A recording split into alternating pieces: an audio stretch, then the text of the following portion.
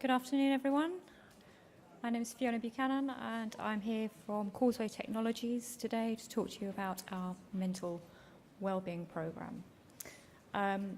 First of all, thank you very much for joining this session. I'm conscious that the alternatives were with Virgin and Cisco, who are well-known brands, and possibly you've never even heard of Causeway Technologies.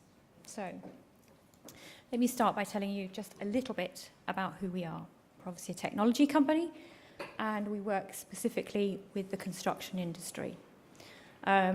We provide software that really helps our customers improve their environmental performance, to save money. Construction industry works with extremely tight margins, so it helps them become a lot more efficient. We work with some of the biggest names in the construction industry, organisations such as Skanska, Eurovia, Kier Highways, and if that still doesn't mean anything to you, you possibly recognise some of the projects that our software has been used on. So we have examples there from Singapore, from Dubai, and from the UK. So that's what we do. In terms of who we are, we're about 220 people, so we're a small organisation, and we are made up of mostly technical and very professional people, so it's a high-cost workforce. Consequently, the cost of absence and the impact on our customers in terms of service delivery can be quite significant. We're a largely male population. We have a sort of 80% male workforce, and that in itself presents me with various different challenges. I do try extremely hard to encourage more women to join the business, but the combination of technology and the construction industry just isn't that appealing, sadly. So, let me just take a step back for a moment to explain why we started to look at wellbeing in our workforce. And we are a very competitive organisation. We had very ambitious plans for growth in the future. And being technology, we obviously have to stay abreast of the competition, and it all moves at an extremely fast pace. We knew that in order to grow and achieve our ambitions, we would need to have a very resilient workforce who would be able to adapt and grow and change with us in the future. So,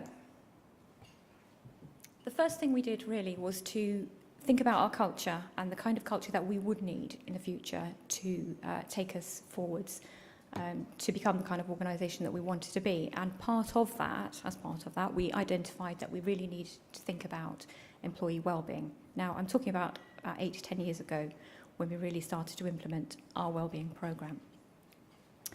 And that was really because we thought that if we didn't focus on the wellbeing of our people, because of the pace and the change and everything else, we would end up with a burnt-out, exhausted workforce.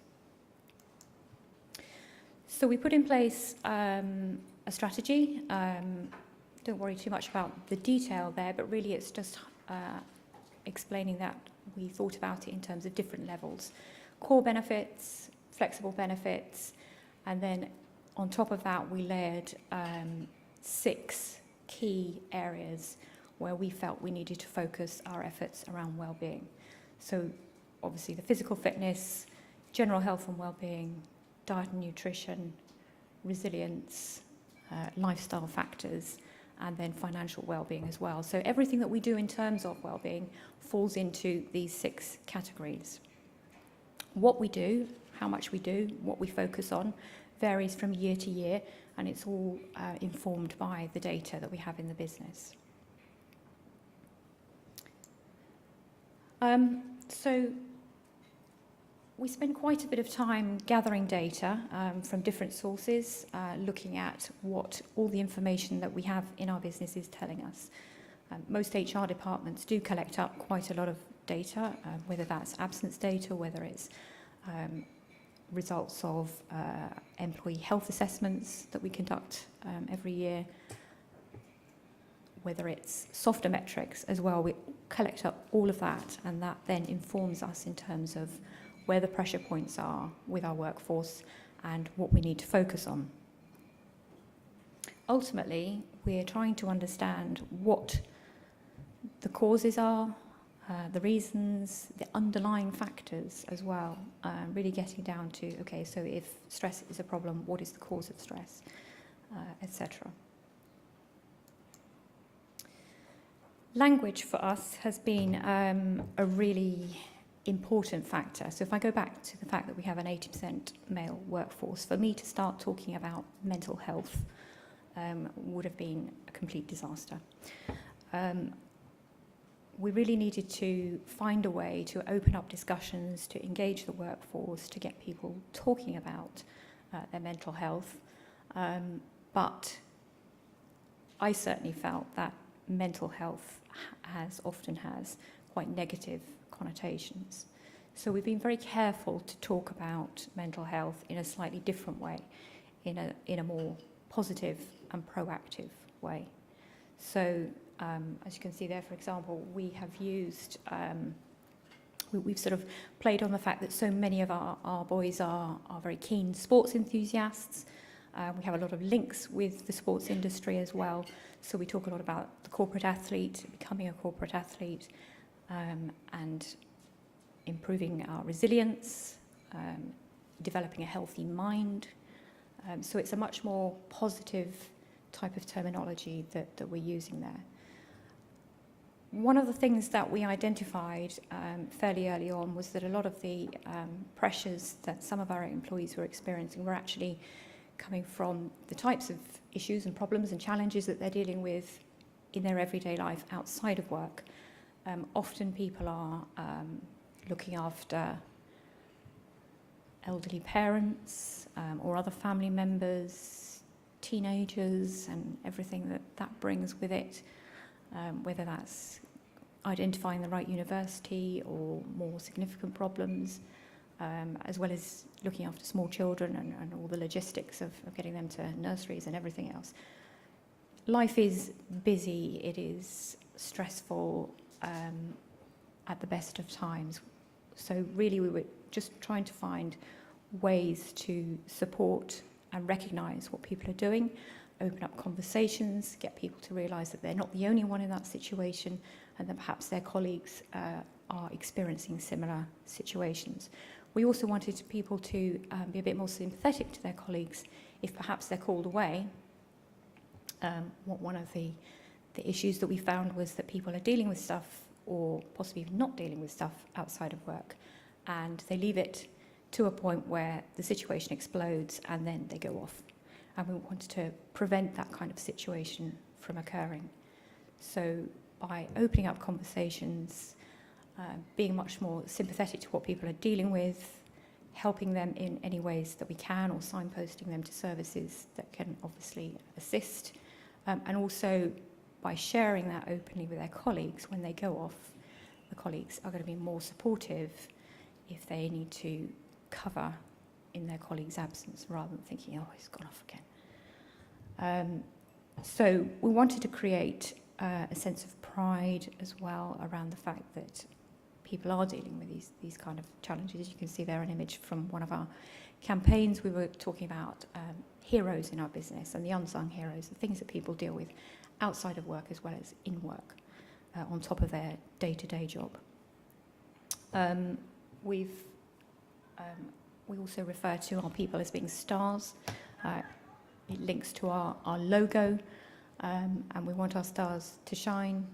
They don't shine all of the time, but we're obviously trying to help them to achieve that as best we possibly can. Ultimately, like everybody else, we want our people to be in work, productive, and not just present as well, actually doing a really great job for us.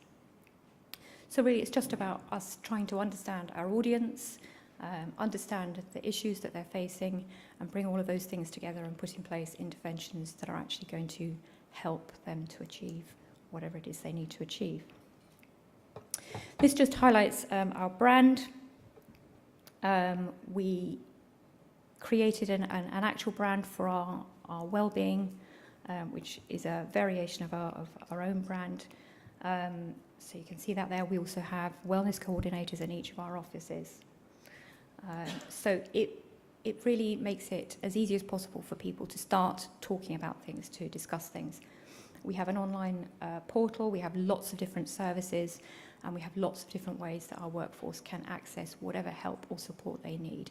They can dip in and out, they can use whatever it is that is of interest to them, and they can sort of take it or leave it depending on where they're at or what is relevant.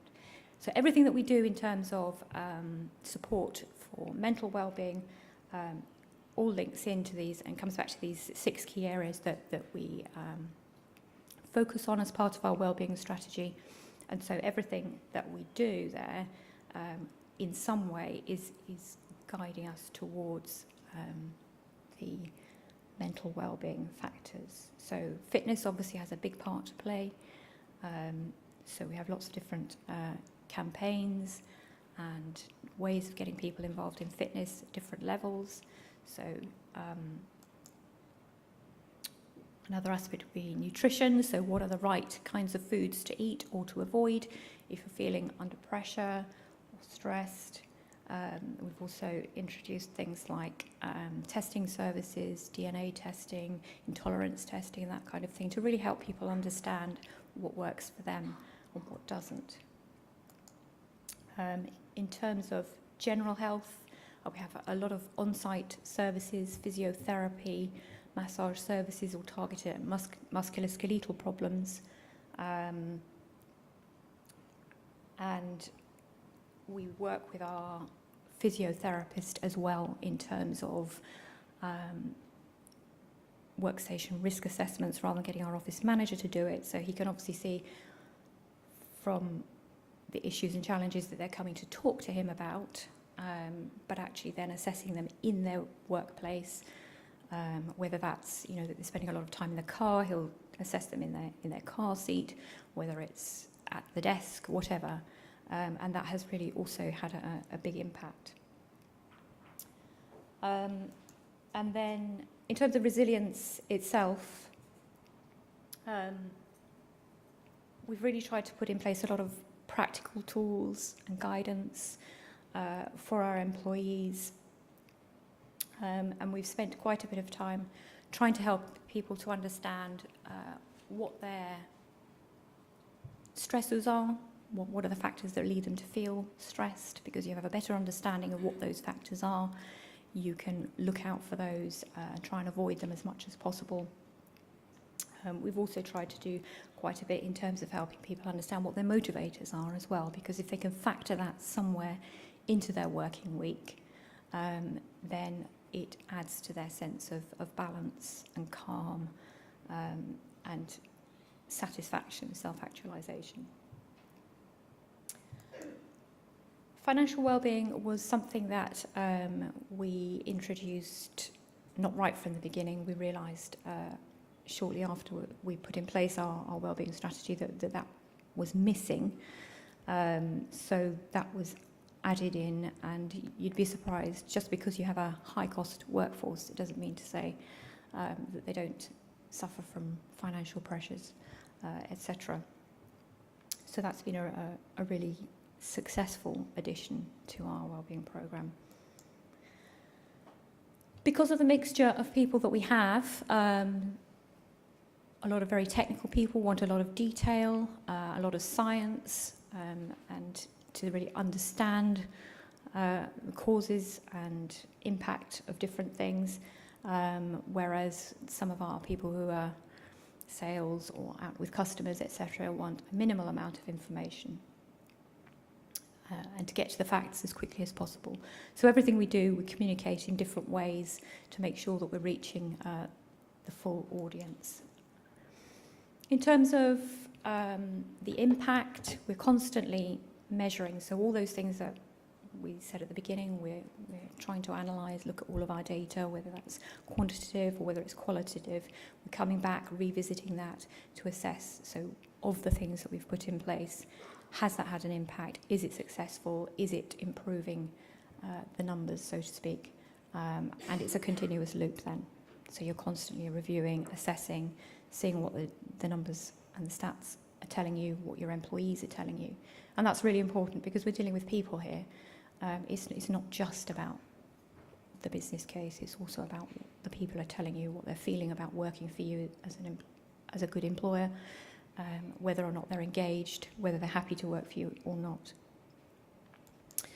So we collect up a lot of testimonials, a lot of feedback from our employees, as well as all the data. And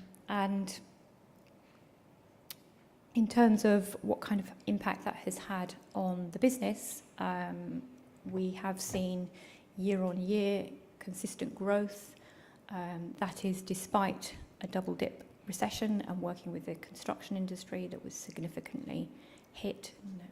You may also be aware of the collapse of Carillion last year. It was all in the press, and that really rocked the construction industry as well. So we have seen continued growth and profitability from a business perspective. We've been able to invest significantly in R&D year on year, which again for a technology company is important in terms of helping us to innovate and stay ahead of the competition. We also managed to secure a significant funding line with Guggenheim's last year, which means that we can now grow through acquisition as we had hoped to do.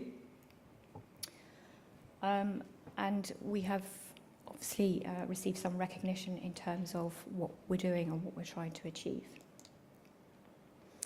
I'm quite often asked about any tips that we might be able to share, and I think it's important to understand that every business is different. We all have different challenges, we all have different audiences, we're all trying to achieve different things, so there is no one size fits all.